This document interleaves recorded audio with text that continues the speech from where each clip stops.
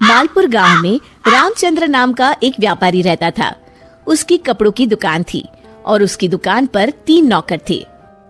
मोनू, तुम अपने घर गए थे ना? तुम्हारी बहन की शादी कैसी रही? बहुत अच्छे से हो गए मालिक। अगर आपने पैसों की मदद नहीं की होती तो पता नहीं क्या होता। ये तो सब ऊपर वाला करता है, मैं तो सिर्फ जरिया हूँ।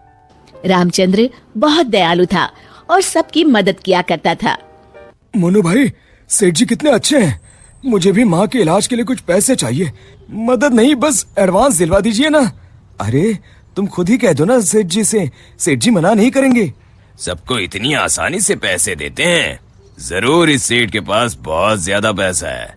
अगर मैं कभी कुछ चुरा लूं तो इस सेठ को पता भी नहीं चलेगा और मैं माला माल हो जाऊंगा।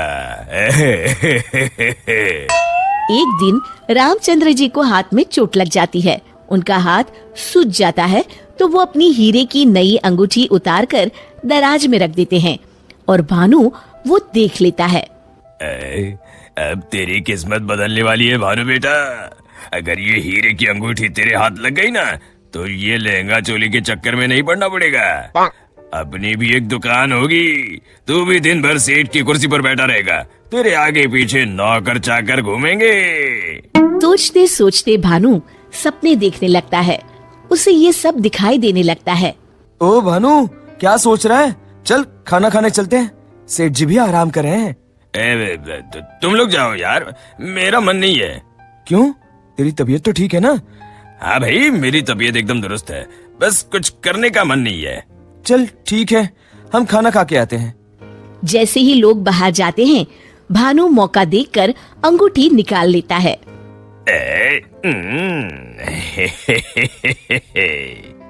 शाम के समय आज का हिसाब खत्म करो बच्चों, अब दुकान बंद करने का समय हो गया है। जब वे दराज खोलते हैं, अरे ये क्या, मेरी अंगूठी कहाँ गई? मोनू, भानु, भोला, तुम लोगों ने मेरी हीरे की अंगूठी कहीं देखी है क्या? कौन सी अंगूठी मालिक? क्या हुआ मालिक? अब कुछ नहीं, अब कल सुबह मिलते हैं। रामचंद्र रात भर सोचते रहते हैं। अगली सुबह आज दुकान को दुल्हन की तरह सजाओ, हर आने जाने वाले का मुंह मीठा करवाओ, आज बड़ी खुशी का दिन है। ऐसी क्या बात है सेठ जी? दरअसल कई सालों पहले एक दिन मुझे एक हीरे की अंगूठी मिली। मैं उसे उठा के घर ले आया।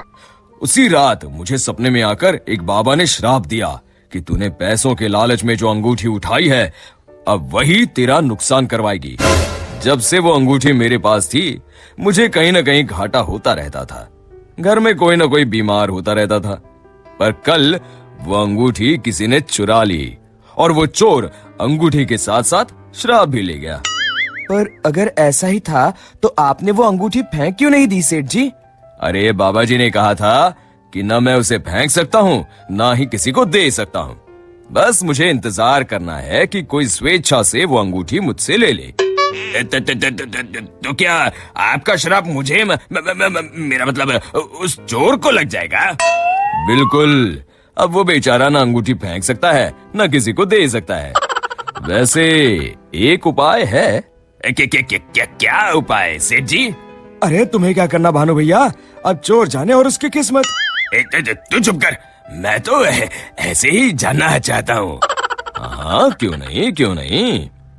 दरअसल अगर पूर्णिमा की रात को चोर हमारी दुकान के पीछे वाले बरगद के नीचे अगर अंगूठी गाड़ दे तो वो श्राप से बच जाएगा। तो आपने क्यों नहीं ऐसा किया सेठ जी? तू मेरी जान ले ले।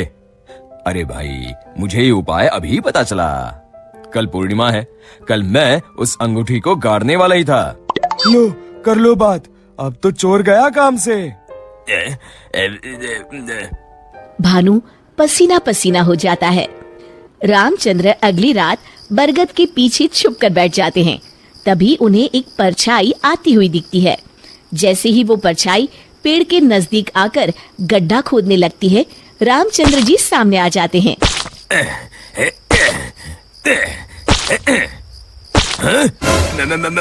मर गए रे, मुझे माफ कर दीजिए सेठ जी। क्यों, क्या सोचने लगा भानु? माफ कीजिए, मैं हाथ जोड़ता हूँ, आपके पैर पकड़ता हूँ, मुझे माफ कर दीजिए, मुझे इस शराब से मुक्ति चाहिए। ये क्या अगड़म बगड़म बोल रहा है? श्राप से मुक्ति चाहिए तो प्रायश्चित कर और कसम खा, आज के बाद कभी चोरी नहीं करूंगा। नहीं नहीं नहीं नहीं नहीं करूंगा मालिक, मुझे पुलिस को मत सौंपिएगा, चाहे नौकरी से निकाल दीजिए। मैं कल ही चुपचाप गांव छोड़ के चला जाऊंगा। मैं नया काम देख लूंगा और कभी चोरी नहीं करूंगा। वादा? वादा मालिक, वादा। अरे भाई, अगर तुम वफादारी की कसम खाओगे तो मैं तुम्हें काम छोड़कर कैसे जाने दे सकता हूँ। आप सच में महान है मालिक, आप सच में महान है। महान तो वो ऊपर वाला है। अब चलो काम पर लग जाओ।